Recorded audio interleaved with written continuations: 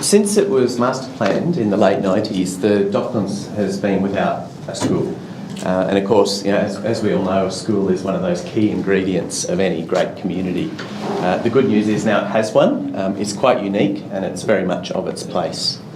During community consultation, what we found was people love living in the Docklands and they want to stay here, but one of the things they were calling out for was a school to allow them to stay as they had families. The site's located on the far north of the Docklands, opposite the sprawling West Melbourne rail yards and right on Footscray Road. You know, at first glance you'd have to say pretty barren and possibly not the ideal spot for a new primary school. But as we researched the site, we found out it used to be located right on the edge of a massive big wetland that used to be to the west of Melbourne City. And of course, you know, these wetlands were cherished by the local people. They were the food larder, but you know, the new settlers didn't value them in the same way, and it gradually became quite degraded as they cleared. It became a swamp. At one point, it was a great big rubbish tip.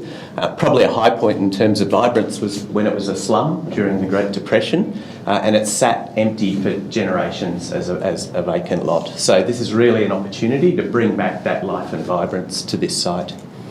The typical approach, both locally and internationally, for these vertical schools or high-density schools is to stack all the program at one end of the site and try and free up as much room as possible for a big flat playing area. We quite deliberately, for a primary school, wanted to avoid this approach. We wanted to avoid kids living their lives in apartments, coming out into corridors, down lifts to the school, up a lift, back through a corridor and into a classroom. So we've approached the school far more as a landscape with all of the learning environments intertwined into that landscape. So less of a single building and almost more like a hilltop village. On the ground floor is all the shared amenity. So the admin zones, staff areas, tucked in behind is a sports hall buried under that the terrain. We've got a communal kitchen, arts rooms, music rooms, and also the library. And so they're all arranged around a new town square, which has, you know, outside of the classroom, everything the children and teachers need access to. The built form wraps right around this town square and gives a real sense of enclosure when you're there, because as you saw before, it's quite an exposed site. It also serves to block the cold southerly and westerly winds that come through the Docklands, and it opens it right up to the sun, especially in winter when the sun comes in low below all of these terraces. On the right, at the edge of the town square, you can see big communal tables. It's almost a big outdoor dining hall. And, you know, just as the traditional people would have gathered around the edge of the wetland sharing food, you know, you gather around the edge of the town square, and it's a place for parents and students to gather. Rooms such as the library, the music room, the art room are all very deliberately at ground on St Mungo's Lane away from Footscray Road, so they can be accessed after hours by community. You know, for language classes, things like that, these rooms can be rented out. And likewise the sports court, the indoor sports hall. This is a competition grade indoor sports hall and will be used regularly by the community both after school and on weekends, and it has that direct connection to the city with the big framed window and leads out into a playground, and wrapping around this playground is a native, what will be over time, a native forest, providing a strong buffer between Footscray Road and the playground. Vertical circulation is on either side of the town square with lifts and stairs.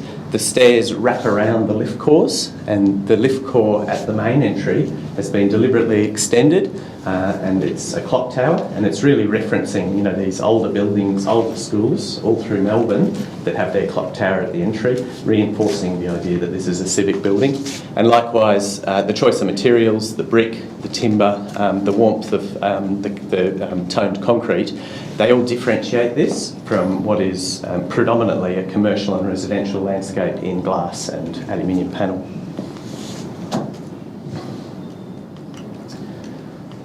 Stepping up, we have the learning communities and an early learning centre on the right.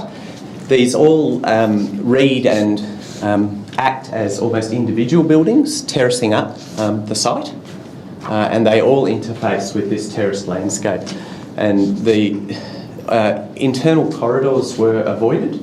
So, you know, these schools usually have internal corridors and you go into the different learning communities off that, both for budgetary reasons, but also to encourage these kids to get out, to explore, to walk up and around. And it's quite an intriguing place to explore and discover. And there's a great diversity of outdoor spaces, not just the one big playing area, a whole lot of little nooks and crannies to discover over time. There are 7 learning communities, and they're typically clustered in pairs, radiating around some common facilities, toilets, a staff area where the 6 teachers can collaborate, and a wet area where you can have science and art classes. 2 minutes left. Within each learning community, there's a great diversity of spaces as well. And each one has a unique aspect out to the city and a unique connection to the city. So up in Year 7, what was intended to be Year 7, there's a view out across the city. Year 5 has a view out across the rail yards and is up amongst the eucalypts that are along Little Docklands Drive. And of course there's a whole diversity of smaller, more intimate spaces. Connection to the landscape was key, and each of these learning communities has a direct connection to its own unique landscape, and they're really tailored around the age group. As an example, up at Year 7, there is what will be over time a citrus grove, and so they can incorporate into the curriculum, you know, the caring for the trees, the harvesting of the fruit each year, and cooking with the fruit.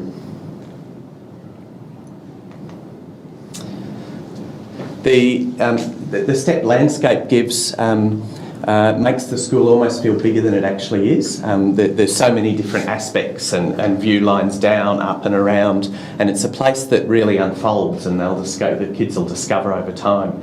And, you know, we hope that in Year 2 you only will have discovered half the school, you know, and by the time you're in Year 7 about to leave, you're up the top of the school and you've discovered the whole school.